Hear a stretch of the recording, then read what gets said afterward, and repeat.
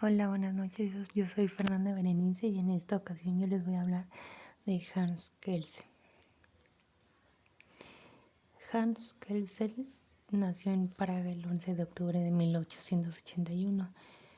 Muy niño emigró con sus padres a Viena, ya que siempre se consideró un vienés, aunque además de la checa y la austríaca, también fue ciudadano alemán y estadounidense.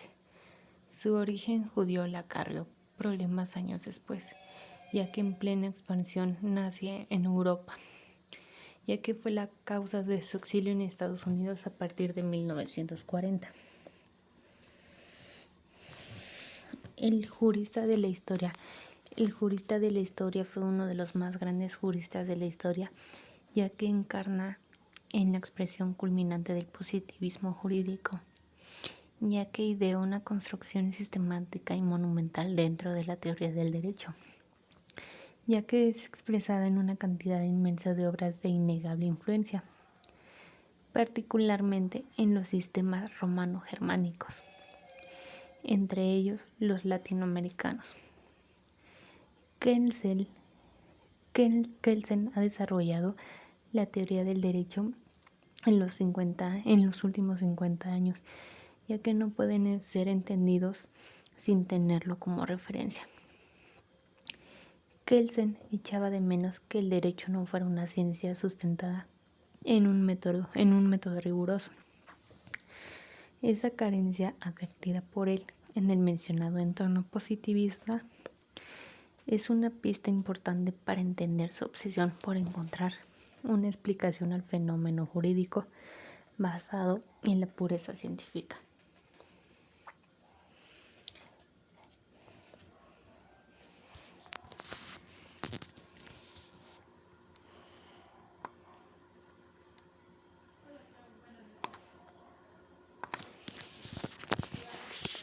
La teoría pura del derecho.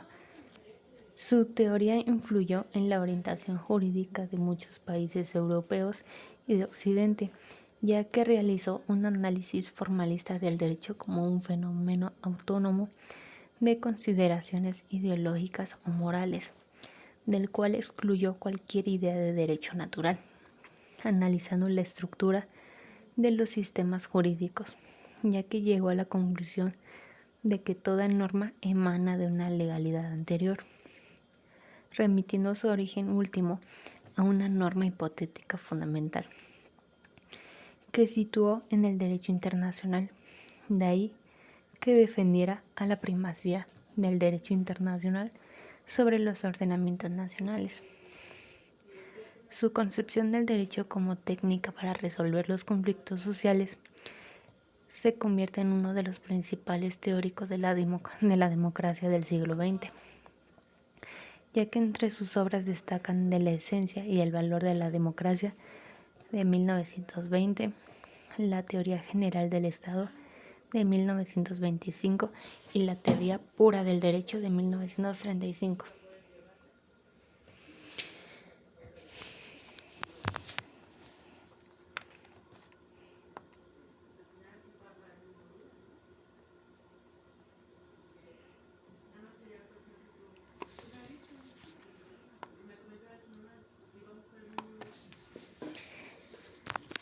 Su primera obsesión es conocida como la teoría kelseniana sobre el derecho, ya que refleja su empeño por depurar el derecho de elementos externos a él, como la moral, la política, la religión y otros intereses de diversa índole, que según Kelsen transgiversan su carácter científico.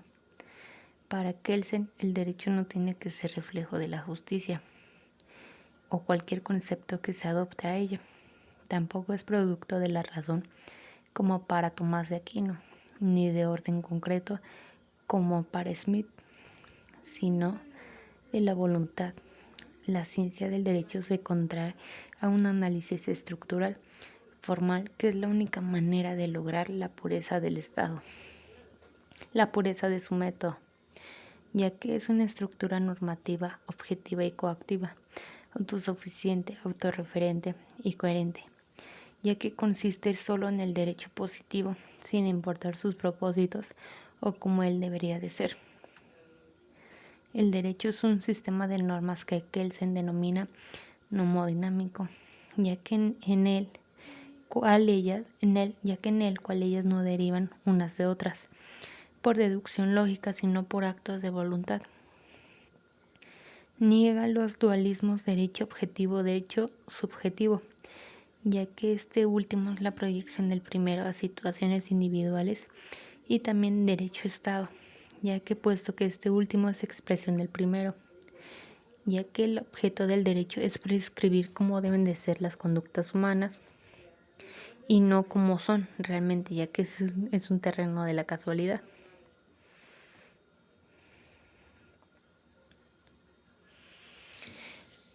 La democracia como segunda opción. La democracia, que modernamente es la representativa, dice Kelsen que es el medio idóneo para realizar los valores de libertad política e igualdad de las personas.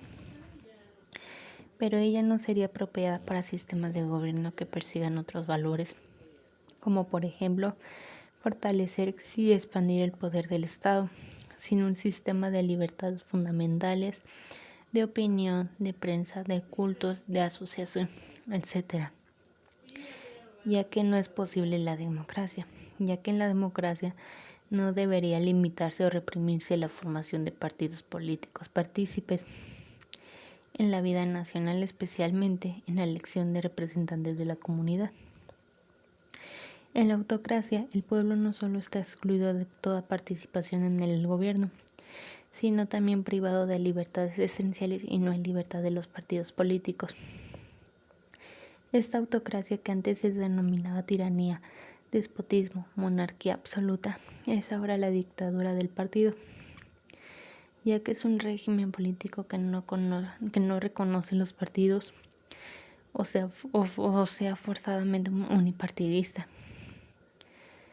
ya que no puede considerarse verdaderamente democrático, ya que estas y otras ideas de Kelsen cobran vigencia en una época como la actual, ya que es caracterizada por una creciente confusión sobre lo que significa la democracia y por encubrir bajo esa denominación regímenes que realmente son su antítesis o impulsan democracias identitarias.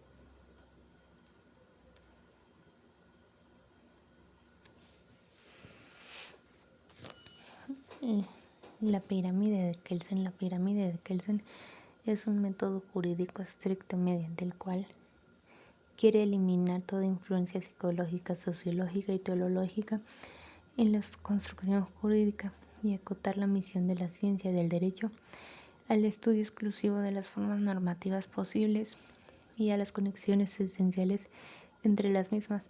La pirámide kelsiana es categorizar las diferentes clases de normas, ubicándolas en una forma fácil de distinguir cuál predomina sobre las demás, como por ejemplo la Constitución, la ley, el decreto, la ordenanza, etc. Ya que en el caso de la aplicación de la pirámide kelsiana al ordenamiento jurídico en nuestro país, podríamos mencionar 3 niveles, los cuales son el constitucional, que es el fundamental, el orden jurídico federal, así como los tratados internacionales, y el orden jurídico local. En el nivel fundamental tenemos a la Constitución Política de los Estados Unidos Mexicanos, ya que es la cristalización del acto constituyente en este nivel. En este nivel se puede destacar 3 partes trascendentales del preámbulo, que se refiere a los principios que rigen la Constitución, la dogmática, que se refiere a la forma del Estado, los regímenes de los derechos, deberes y las garantías constitucionales y la orgánica que establece la organización del Estado, poderes públicos, los entes que los representan, la función de sus órganos, protección de la Constitución y modalidades para su reforma. En este nivel es importante señalar que se encuentran los tratados internacionales en materia de derechos humanos. Ya para finalizar, me gustaría decir que Hans Kelsen murió el 19 de abril de 1973 en su sencilla casa, ya que estaba ubicado frente a la bahía de San Francisco. Margaret Bondi, su esposa, y fue su apoyo constante, había fallecido 4 meses antes. Y ese deceso fue un golpe que el fatigado Kelsen no pudo resistir, y ya que fue conforme a su última voluntad, sus cenizas fueron esparcidas en el océano Pacífico, al que él tantas veces había contemplado desde su jardín de rosas. Muchas gracias.